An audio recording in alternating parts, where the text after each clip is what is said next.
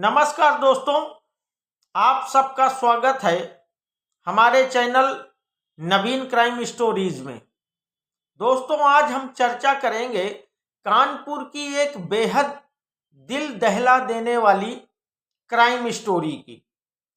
दोस्तों, कानपुर एक ऐसा शहर जिसे उत्तर प्रदेश का मैनचेस्टर कहा जाता है। एक ऐसा शहर जो कभी सोता नहीं, लेकिन 30 अक्टूबर 2023 की वह शाम इस शहर के इतिहास में एक काले धब्बे की तरह दर्ज हो गई। दोस्तों, स्वरूप नगर का वह रसूखदार इलाका जहां साड़ी व्यापारी मनीष कनोडिया का परिवार रहता था। एक ऐसा परिवार जिसके पास सुख सुविधाओं की कोई कमी नहीं थी, लेकिन इस परिवार का जो सबसे अनमोल और कीमती रत्न था वह था उनका 16 साल का बेटा कुशाग्र। दोस्तों, कुशाग्र कक्षा 10 का छात्र था। चश्मा पहनने वाला एक शांत और पढ़ाकू बच्चा था कुशाग्र। लेकिन किसे पता था मित्रों कि उसी शाम जब वो अपनी कोचिंग के लिए घर से निकलेगा तो वो वापस कभी नहीं लौटेगा। दोस्तों, आज की इस वीडियो में हम सिर्फ एक मर्डर मिस्ट्री के बारे में बात नहीं करेंगे, बल्कि हम बात करेंगे उस भरोसे की जिसका कत्ल सरेआम हो गया। हम बात करेंगे उस गुरु की जो अपने शिष्य के लिए ही यमराज बन गई। मित्रों, 30 अक्टूबर को ठीक शाम 4 बजे कुशाग्र ने अपनी मां सोनिया से कहा कि वो कोचिंग जा रहा है, 7 बजे तक वापस आ जाएगा। मित्रों, जब 7:30 बज गए और कुशाग्र का फोन भी नॉट रीचेबल आने लगा तो परिवार के हाथ पांव फूलने लगे। वो लोग किसी आशंका से घिर गए। मनीष कनोडिया जी खुद सड़कों पर निकले, कोचिंग सेंटर गए, कुशाग्र के दोस्तों से फोन किया, पूछा, बात की, लेकिन हर जगह से एक ही जवाब मिल रहा था मित्रों, और वह यह था कि कुशाग्र तो आज यहां आया ही नहीं। धीरे धीरे मित्रों रात के 10 बज गए। पुलिस को भी सूचना दी जा चुकी थी। तभी कनोडिया निवास के बाहर एक नीली स्कूटी आकर रुकी। उस स्कूटी में बैठा एक नकाबपोश शख्स एक लिफाफा फेंकता है और वहां से गायब हो जाता है। उस लिफाफे के भीतर जो था उसने मनीष कनोडिया की पूरी दुनिया ही हिलाकर रख दी। मित्रों, उस लिफाफे के माध्यम से 30 लाख की फिरौती मांगी गई थी, लेकिन उस चिट्ठी में कुछ बेहद अजीब था। दरअसल फिरौती की उस चिट्ठी में मित्रों कुछ धार्मिक नारे लिखे हुए थे। इस वजह से पुलिस को लगा कि यह किसी आतंकी गिरोह का काम है। लेकिन दोस्तों, यह तो सिर्फ एक मास्टरमाइंड की बिछाई चाल थी। कानपुर पुलिस के लिए अब यह केस चुनौती बन चुका था। 100 से ज्यादा सीसीटीवी कैमरों को खंगाला गया। पुलिस ने उस नीली स्कूटी का पीछा करना शुरू कर दिया। फजलगंज से लेकर स्वरूप नगर तक हर कैमरे में वह स्कूटी कैद थी। जब पुलिस ने उस स्कूटी का नंबर ट्रेस किया तो मित्रों कड़ियां जुड़ने लगी।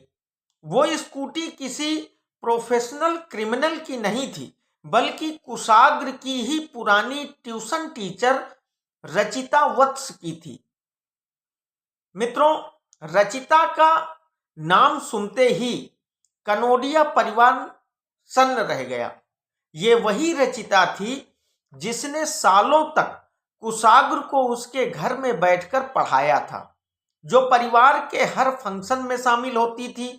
पुलिस जब रचिता के घर पहुंची तो उसने पहले तो अनजान बनने का नाटक किया, लेकिन जब पुलिस ने शक्ति दिखाई तो वो टूट गई।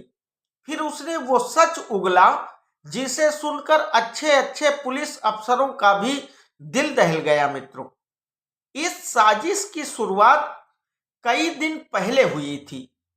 रचिता का प्रेमी प्रभात शुक्ला, जो एक जिम ट्रेनर था, उसे अपनी जिंदगी सेट करने के लिए बड़ी रकम चाहिए थी, बहुत सारे पैसों की जरूरत थी। रचिता को यह बात पता थी कि मनीष कनोडिया के पास बहुत सारा पैसा है। 30 अक्टूबर को रचिता ने कुशाग्र को फोन करके किसी बहाने से प्रभात के घर बुलाया। कुशाग्र को अपनी मैम पर इतना भरोसा था मित्रों कि वो बिना कुछ सोचे समझे ही वहां चला गया। दोस्तों, जैसे ही कुशाग्र प्रभात के घर के अंदर पहुंचा, प्रभात ने उसे दबोच लिया। कुशाग्र चिल्लाया होगा, हाथ पैर मारे होंगे, उसने अपनी उस खास मैम की तरफ भी देखा होगा कि शायद वो उसे बचा लेगी, लेकिन रचिता तो वहां खड़े तमाशा देख रही थी। मित्रों, प्रभात ने नायलॉन की रस्सी से कुशाग्र का गला घोंटना शुरू कर दिया और कुछ ही मिनटों की तड़प के बाद एक मासूम की जान चली गई। हत्या के बाद इन लोगों ने लाश को अपने ही घर के स्टोर रूम में छुपा दिया और फिर निकले फिरौती का खेल खेलने, ताकि सबको लगे कि कुशाग्र अभी जिंदा है। रचिता के टूटने और गिरफ्तारी के बाद मित्रों, पुलिस प्रभात शुक्ला के घर पहुंची। प्रभात भागने की फिराक में था, लेकिन पुलिस ने घेराबंदी कर उसे भी दबोच लिया और फिर प्रभात की निशानदेही पर उसी के घर के स्टोर रूम से कुशाग्र की लाश बरामद कर ली। मित्रों, गिरफ्तारी तो हो गई, लेकिन असली जंग तो अब शुरू हुई थी, अदालत की जंग। खैर, पुलिस ने इस मामले में ऑपरेशन कन्विक्शन के तहत सिर्फ 48 घंटों के भीतर ही पुख्ता सबूत जुटाए। फॉरेंसिक टीम ने उस रस्सी को भी बरामद किया जिससे गला घोंटा गया था। प्रभात के नाखूनों के निशान और कुशाग्र के संघर्ष के सबूतों ने केस को बहुत मजबूत बना दिया। दोस्तों, मनीष कनोडिया ने शहर के सबसे बेहतरीन वकीलों को खड़ा किया। अदालत में रचिता और प्रभात ने एक दूसरे पर इल्जाम मढ़ना शुरू कर दिया। रचिता के वकील ने यह दलील दी कि वो सिर्फ वहां मौजूद थी, जबकि हत्या प्रभात ने की, लेकिन अभियोजन पक्ष ने यह साबित किया कि साजिश रचिता ने ही रची थी। उसी ने कुशाग्र को फोन करके बुलाया था।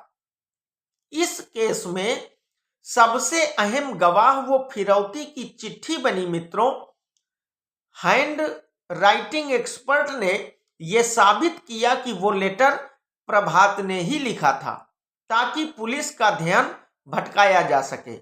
मित्रों, 2.5 साल तक कोर्ट में गवाहियां चली।